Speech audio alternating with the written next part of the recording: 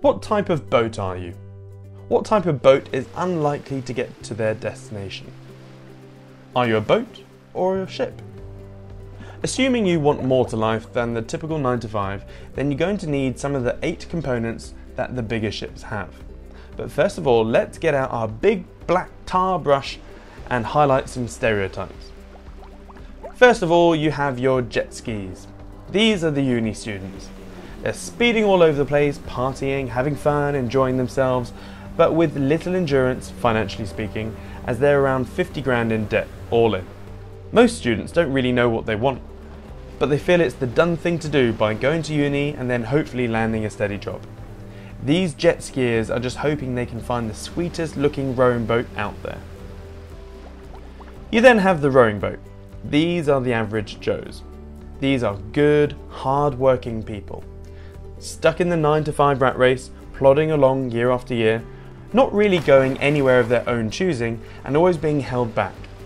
Maybe it's due to the rope connected to the back of their boat, as they're also helping pull their boss's boat with them. In fact, the waters all around are littered with an armada of rowing boats, all pulling bigger boats and helping the bigger boats get to their destination, not theirs. Now, isn't that interesting? Just a little bit ahead of the rowing boats, you have the racing boats. These are your corporates. It's not hard to spot them. They're normally wearing a suit and tie on the train commuting to work. These are your solicitors, accountants, analysts, middle line managers, etc. They have nearly everything in common with the rowing boat, except they have a really fast boat that is storming around in circles within its racetrack. Not going anywhere in particular, just racing up and down their perceived ladders of success. One step up, you have the sailboats. These are the self-employed people. These are the electricians, plumbers, chiropractors, independent consultants, architects and fitness instructors, etc. The one-man bands.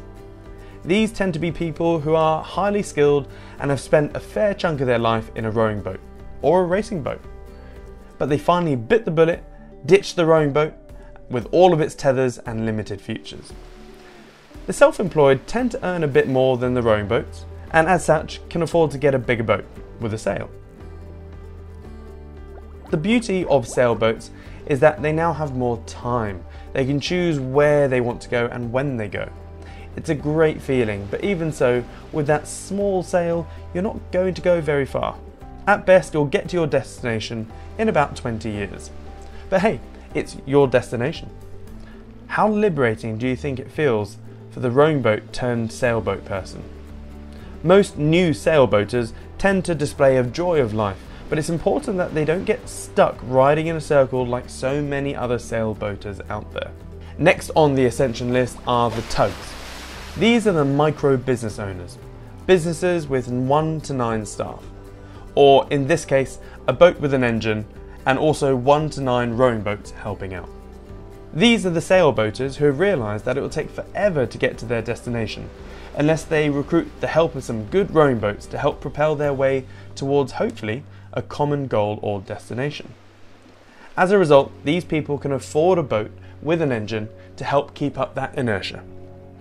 These are tugs because in many cases these are enablers.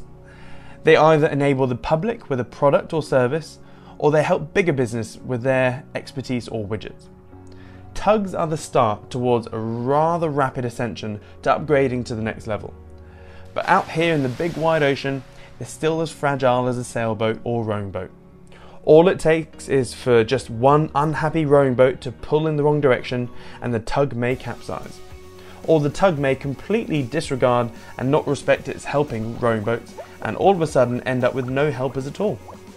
So although with a fully functioning team and a realistic goal of achieving its destination within 5 to 10 years, it still needs to weatherproof itself before upgrading. This is where it starts to get interesting. Here we have the frigates. These are the small business owners with about 10 to 500 staff, or in this case, 10 to 500 rowing boats helping it out. Unlike the tug, frigates are sturdy machines of war. One unhappy rowing boat isn't going to cause too much of an issue, and frigates have systems, navigational equipment, power and gadgets coming out of the yin-yang.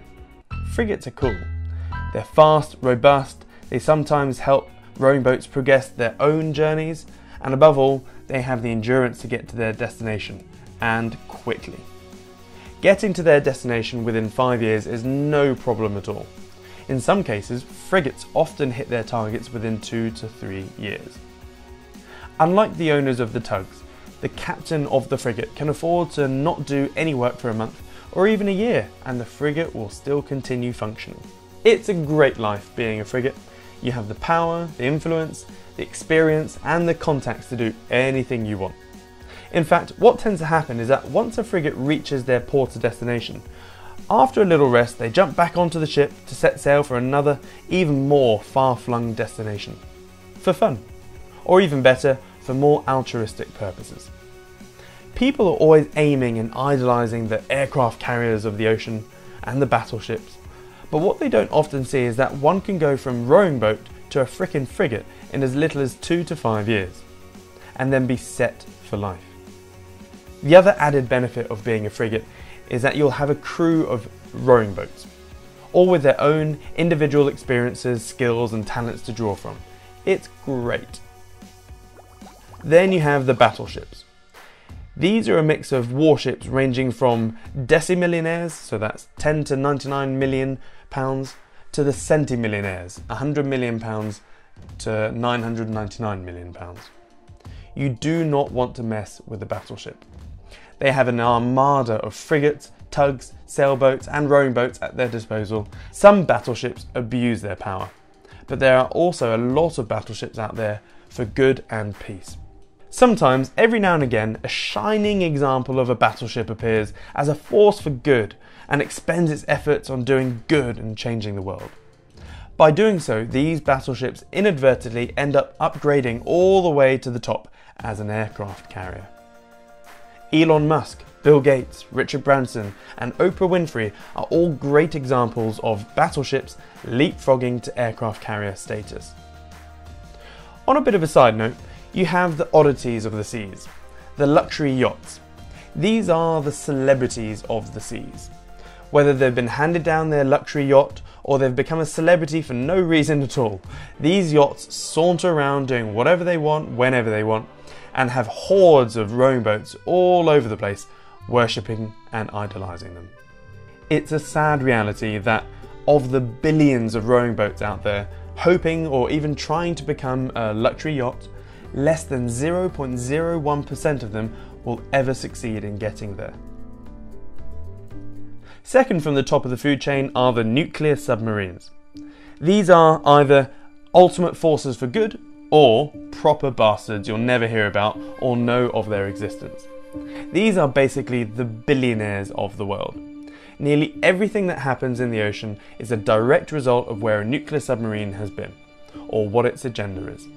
It's rumoured that of the approximate 1,200 known nuclear subs out there, there are almost as many unknown subs out there as well, but submerged. And when I say subs, I mean billionaires.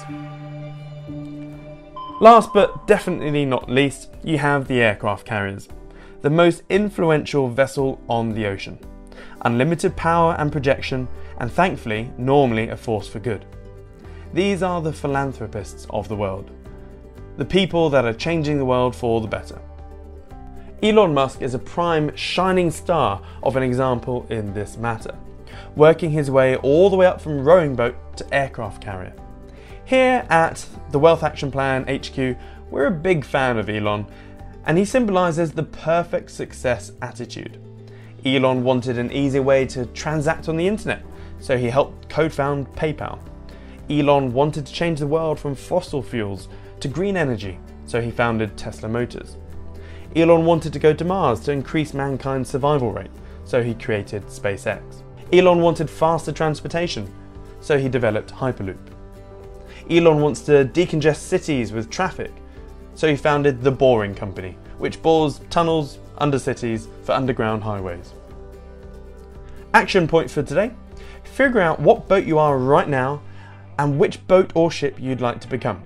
Then write down exactly why you'd like to become that ship. In a nutshell, don't accept your lot. Do your best to make positive changes around you and be like Elon.